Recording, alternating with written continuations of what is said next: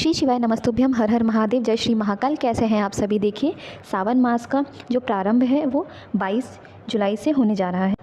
वैसे तो पूरा सावन का माह जो होता है वो शिव जी की उपासना के लिए बहुत ही महत्वपूर्ण और फलदायी माना जाता है, परंतु सावन सोमवार का जो दिन होता है उसका एक अलग ही महत्व है। कहा जाता है कि सावन सोमवार के दिन जो भक्त भगवान शिव की आराधना करते हैं, पूजा करते हैं, व्रत धारण करते हैं, उनकी सभी मनोकामनाएं भगवान शिव जरूर पूर्ण करते हैं। ऐसे में भगवान शिव का जो आप सावन सोमवार के दिन व्रत रखें या पूजा आराधना करें, वो आपको सच्ची श्रद्धा और सच्चे भाव और पूरी निष्ठा के सही विधि से करना चाहिए।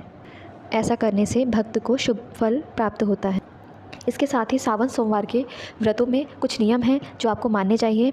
यदि आप वो नियम मानते हैं तो आपकी सभी मनोकामनाएं भगवान जरूर पूर्ण करते हैं, परंतु यदि वो गलतियां होती हैं तो इसका परिणाम भी आपको भुगतना होता है। तो चलिए जानते हैं ये वो कौन से नियम हैं जो आपको सावन सोमवार के दिन या पूरे सावन में मानने चाहिए।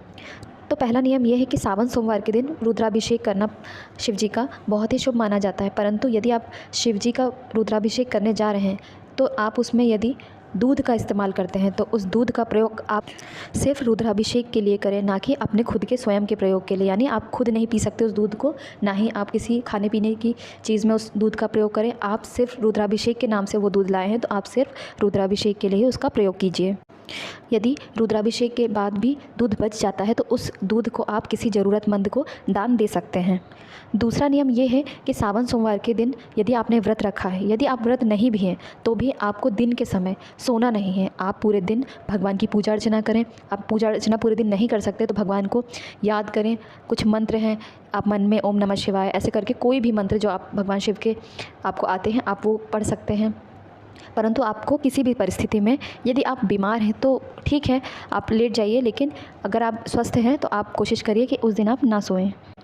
सावन सोमवार का जो तीसरा नियम है वो ये है कि जिस दिन आपका व्रत हो उस दिन भी और इसके साथ ही पूरे सावन में भी आपको ये याद रखना है कि उस दिन या पूरे सावन के महीने में आपको मांस, मदिरा और शराब इत्यादि का सेवन नहीं करना है। आपके घर में यदि कोई इस चीज़ का सेवन करता है तो आपको इस चीज़ से भी रोक करनी है और सामने वाले को समझाना है, चाहे वो आपके घर के कोई सदस्य हैं तो ही, आपसे बड़े हैं छोटे हैं जो भी, आप उन्हें समझाइए कि सावन का पवित्र महीना चल रहा है तो आप इसलिए इन सब चीज़ों का त्याग करें।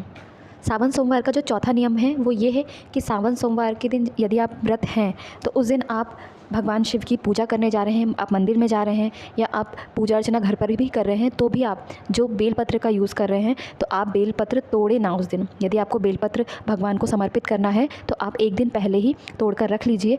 आप उस दिन बेलपत्र निषेध माना जाता है तो उस दिन आप बेलपत्र को ना तोड़ें।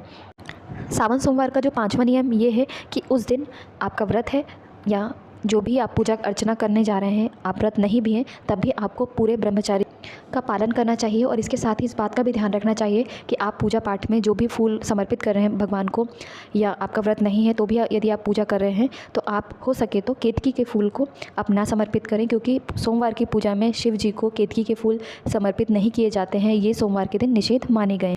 सावन सोमवार का जो छठवां नियम है वो ये है कि आप यदि रुद्राभिषेक करने जा रहे हैं या फिर पूजा अर्चना भी करने जा रहे हैं तो आप हो सके तो जिन वस्त्रों को आप धारण करने वाले हैं तो उनको आप पहले से ही देख लें कि कहीं आपने एक दिन पहले या फिर इसके पहले आपने उन कपड़ों को धारण तो नहीं किया, कहीं आप उस कपड़ों को एक दिन पहले या पहले भी कभी पहनकर सोए तो नहीं हैं।